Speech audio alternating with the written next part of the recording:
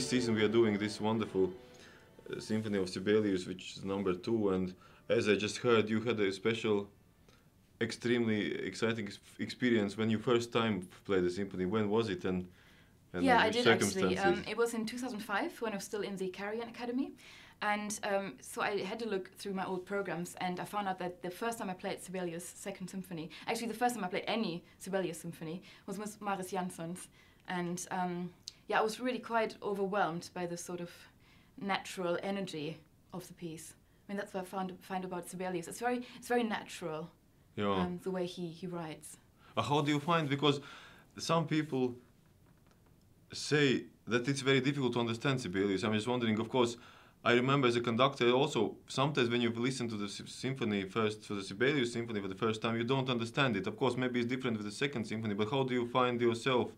Was it easy to understand the music immediately, or just it took some time to understand what is, the specific? Yeah, I think it took some time actually. I think #2 is still slightly more traditional maybe than some of his other symphonies, because it's more, I mean, while it is in four movements with sort of traditional, it has a second slow movement and then a scherzo, but still it's at the same time also you can't really define it, because you can't really define the themes because they like seamlessly go into each other. So it's sort of, there's so many layers, you can't really define the music. Yeah. So that's when I think the beginning of Zachary's last season here, we did a whole Sibelius cycle.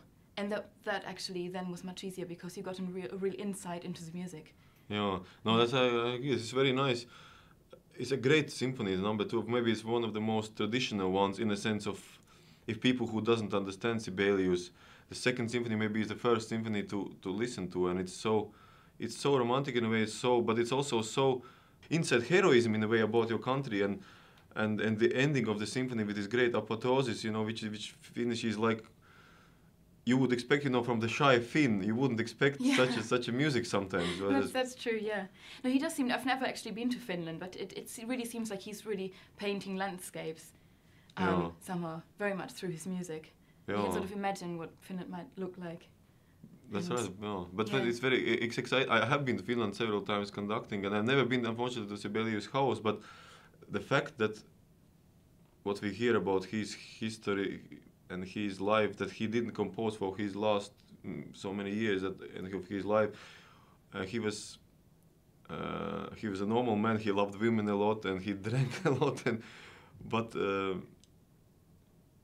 I think it's right. It's so much about nature and about this love for your country, and it's.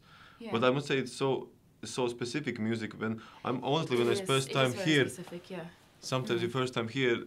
In this symphony is not so much other symphonies. When you first time hear some themes, the Sixth Symphony, I remember I didn't understand it. What happens?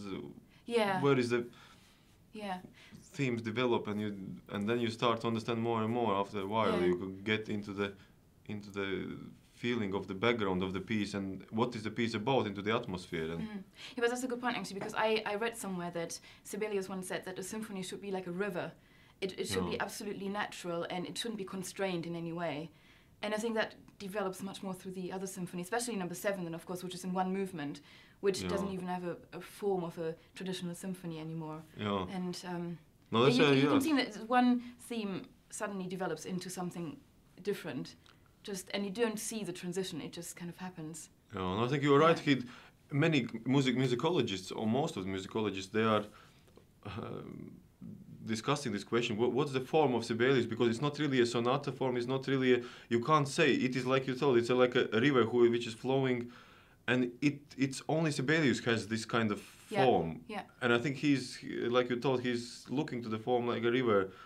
He's not constructing it so much. No, exactly. And sometimes that's why you've got used to the form. I don't know whether of Beethoven or of Brahms or.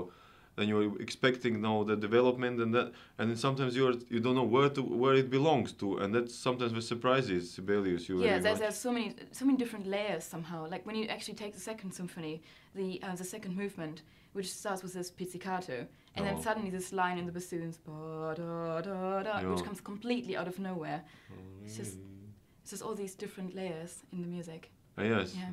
Yeah, the other thing I read actually about Sibelius was that he said that, especially at that time when he was writing most of his music, that most other composers would give like beautiful cocktails of different colors to the people, you know, in their music, whereas he would provide a natural spring water. Yes, You know, that's so right. it does seem very pure in a way, and also from a player's perspective, actually, I think it's very nice how it is, because there's for example, there's two flutes, two oboes, two bassoons, two clarinets. So it's quite small usually, the orchestration, and so it's quite satisfying to play as well, because you really you are part of the line all the time. You're not covered by a heavy orchestration like in some other pieces of that time. But it's interesting. Yeah, you're right about the instrumentation of the. It's a classical size of the orchestra, but it sounds sometimes so fresh and so new.